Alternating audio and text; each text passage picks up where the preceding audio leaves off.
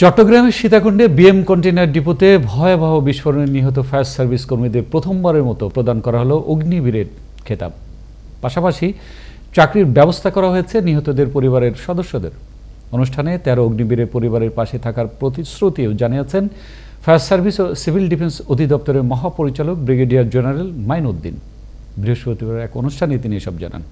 সহকর্মী ইমরান খানের প্রতিবেদনে থাকছে বিস্তারিত। ক্যামেরায় ছিলেন আলী আহমেদ। চলতি বছরের ৪ জুন চট্টগ্রামের সীতাকুণ্ডে বিএম কন্টেইনার ডিপোতে ভয়াবহ বিস্ফোরণে অগ্নি নির্বাপনকালে নিহত হন ফায়ার সার্ভিস ও সিভিল ডিফেন্সের ১৩ জন কর্মী। তাদের সম্মানে বৃহস্পতিবার সকালে ফায়ার সার্ভিস ও সিভিল ডিফেন্স অধিদপ্তর এই অনুষ্ঠানের আয়োজন করে। অনুষ্ঠানে নিহত ৮ জনের পরিবারকে ৩ লাখ টাকার অনুদানের চেক প্রদান করা হয়।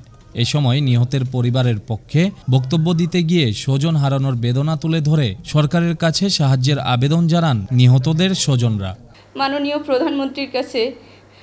প্রধানমন্ত্রীর নিকট একটাই আকুল আবেদন, তিনি যেন ডিপার্টমেন্টের মাধ্যমে শহীদ আলাউদ্দিন সহ যারা সীতাকুণ্ডে অগ্নিকাণ্ডে নিহত হয়েছেন তাদের সন্তানদের লেখাপড়ার দায়িত্ব গ্রহণ করেন।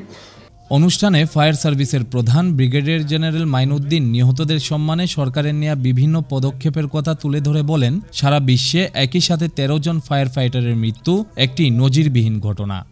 ফায়ার সার্ভিসের হিস্ট্রিতে প্রথম ১৩ জনকে অগ্নিবীর খেতাবে ভূষিত করা হয়েছে। আমার যতটুকু দায়িত্ব, যতটুকু কর্তব্য, আমি সেই কর্তব্য অবশ্যই পালন করব। বাট আমি জানি এর সমপরিমাণ তার যে আত্মাহুতি বা জীবন বিসর্জন বা সেটা সমপরিমাণ কোনোদিনই হবে না।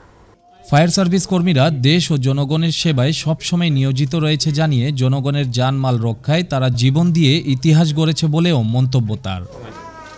ইমরান খান, আনন্দ টিভি, ঢাকা।